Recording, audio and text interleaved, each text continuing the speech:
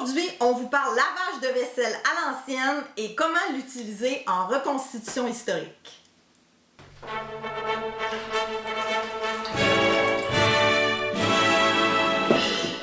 Ce qu'on vous présente aujourd'hui est bon pour à peu près toutes les époques avant l'arrivée de l'eau courante. Donc, vous pouvez utiliser les trucs pour la Nouvelle-France, l'époque des Patriotes, l'époque victorienne, sans problème.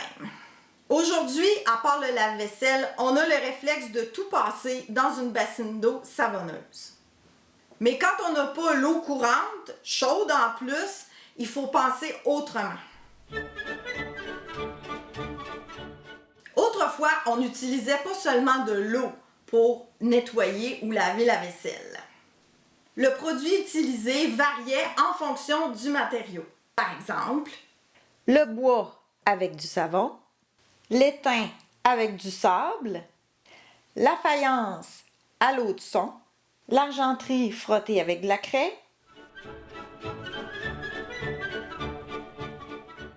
et pour frotter le cuivre et le fer blanc, de la cendre. On comprend que les produits qui sont utilisés pour l'argenterie, le cuivre, l'étain, c'est vraiment dans le but de les polir occasionnellement et non pas de les laver après avoir mis des aliments dedans. Comme outil, on peut soit utiliser un bouchon de paille ou un petit linge de lin que l'on appelle une lavette.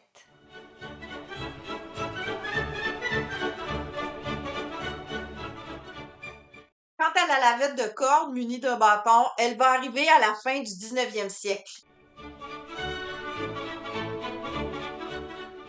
On a ici un savon du pays, donc à base de graisse animale, mais vous pouvez aussi prendre un savon à base d'huile d'olive. Historiquement, c'est moins bon, mais c'est ce qu'on trouve sur le marché plus facilement.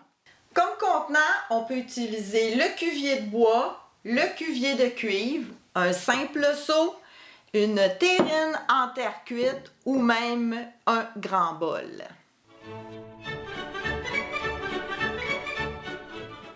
Votre choix sera bien sûr guidé par votre condition sociale et l'époque que vous représentez.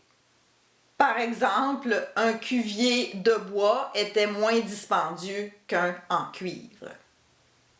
Après les années 1880, vaut mieux remplacer cette terrine par ce genre de bol.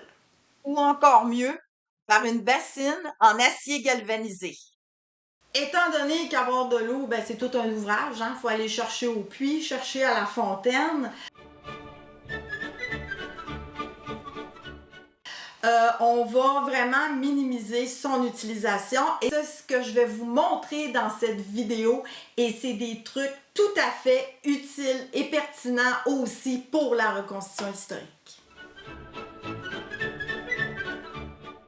Une bonne habitude à prendre, c'est de toujours bien nettoyer son assiette avec un bout de pain quand on a fini de manger. Le pire, c'est le beurre qui peut rester sur le bord des assiettes. Cette habitude est très correcte chez les habitants. Par contre, chez les gens de la haute société, c'était moins recommandé pour la civilité. Mais de toute façon, les gens de la haute société doivent faire attention à ne pas cochonner la vaisselle. Les divers couteaux seront aussi avantageusement nettoyés avec un bout de pain parce que ça va laisser un petit peu de gras sur la lame, ce qui va la protéger de la rouille. Une autre bonne habitude à prendre, c'est de ne pas empiler la vaisselle pour éviter de salir les dessous. On peut vider un peu d'eau dans les assiettes. Comme ça, ça permet de décoller les saletés. Avec les doigts, c'est facile de bien nettoyer et on va vider ça dans un bol à mélanger ou un gros contenant qui a pu servir à la préparation des repas. On va même rincer les ustensiles dans ce petit bouillon. L'idée, c'est que toute la grosse saleté de notre vaisselle n'ira pas salir notre eau plus propre qui va vraiment nettoyer. Étant donné que souvent les bols qui ont servi à la préparation des repas, c'est vraiment ce qu'il y a de plus sale, bien là, le fait que ça a trempé, bien c'est vraiment très très facile là, à nettoyer.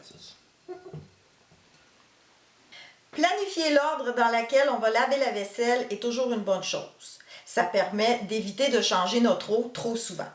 On commence avec les verres, ensuite les assiettes, les ustensiles et on termine avec les outils qui ont servi à cuisiner, qui sont souvent les plus sales.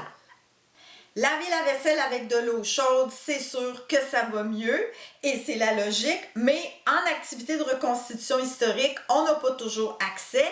Alors on peut très bien laver notre vaisselle avec de l'eau froide. On n'a pas besoin d'en avoir beaucoup.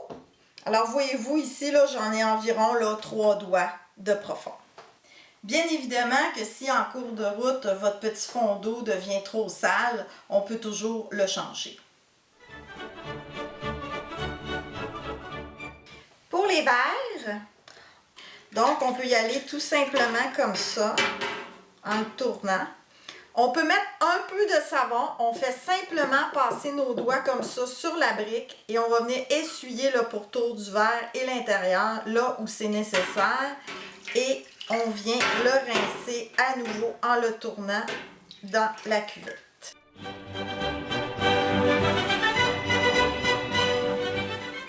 Pour nos assiettes, même chose. Ce qui est important, c'est de ne pas mouiller le dessous. On se rappelle qu'on ne les a pas empilés, donc normalement, c'est très propre.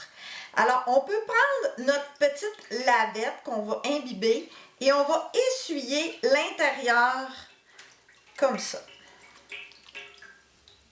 Je vais vous dire que dans 95% du temps, la vaisselle est propre sans utiliser de savon.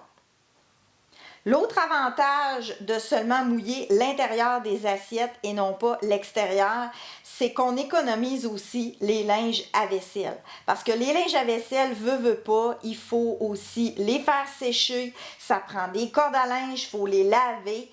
Donc, c'est d'autant d'ouvrages qu'on a évité.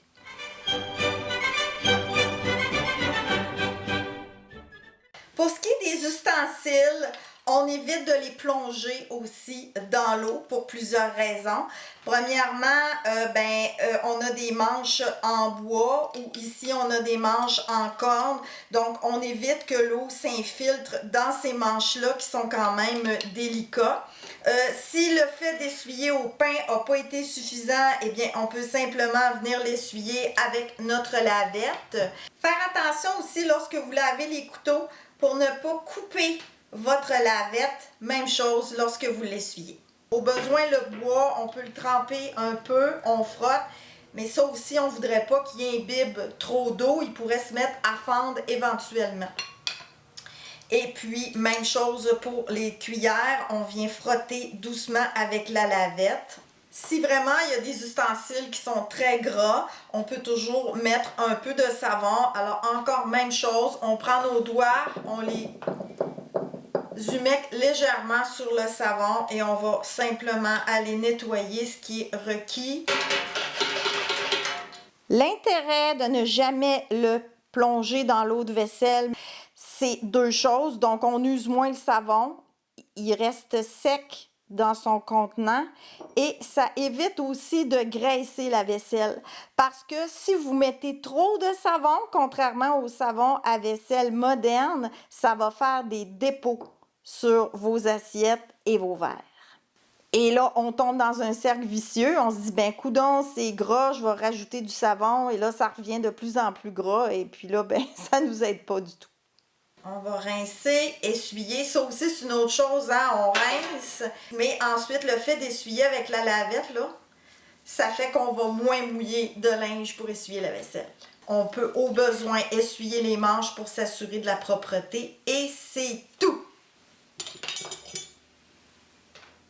Quand on arrive à la fin avec notre eau de rinçage, vraiment toutes les saletés, je vous recommande de ne pas vider ça dans votre cuvier, ça va le salir pour rien. Vous pouvez simplement là, aller jeter l'eau avant de laver le bol. Notre bol est vidé. Alors voilà, on prend encore là notre lavette. On frotte. Et puis souvent, là, juste ça, c'est assez. On essuie pour enlever le plus d'eau. Et vous remarquez, hein, je n'ai pas trempé pour ne pas mouiller le dessous. Pour ce qui est des chaudrons et autres outils qui sont en contact avec le feu, il ne faut absolument pas mouiller ou toucher l'extérieur parce que c'est vraiment là, toujours très noir de suie. Alors on ne touche pas à ça. On va seulement nettoyer l'intérieur. Vous pouvez prendre la lavette et aller essuyer, mettre un peu d'eau, rincer.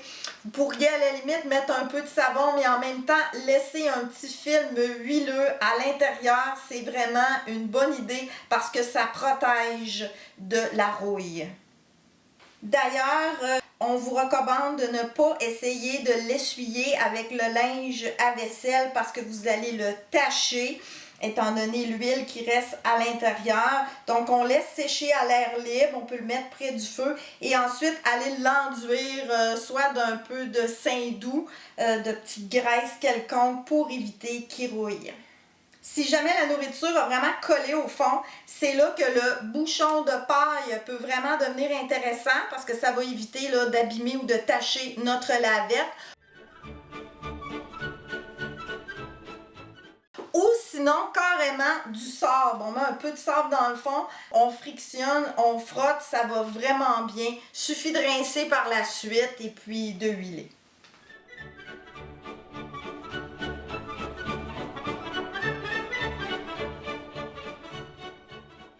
Une fois votre vaisselle terminée, votre eau de cuvier va être plus ou moins sale.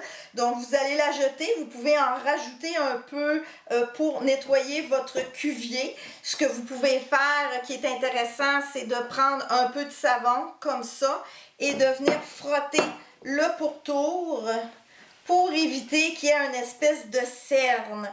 Si jamais ça part pas bien puis qu'il reste encore des saletés, vous pouvez utiliser de la cendre ou du sable pour vraiment le rendre impeccable. Dans le cas d'un cuvier de bois, il faut être encore plus prudent au niveau des saletés qui peuvent coller sur la paroi de bois et même s'imprégner dans le bois. Donc, c'est important de bien rincer la vaisselle et de bien essuyer le pourtour pour éviter tout encrassement. Cette méthode a été testée avec un volume assez grand d'assiettes, de verres, d'ustensiles. Et on peut vous dire que ça fonctionne vraiment bien et on se sauve beaucoup d'ouvrages. On espère que ces quelques trucs pourront vous aider à rendre cette tâche quotidienne plus amusante en contexte de reconstitution.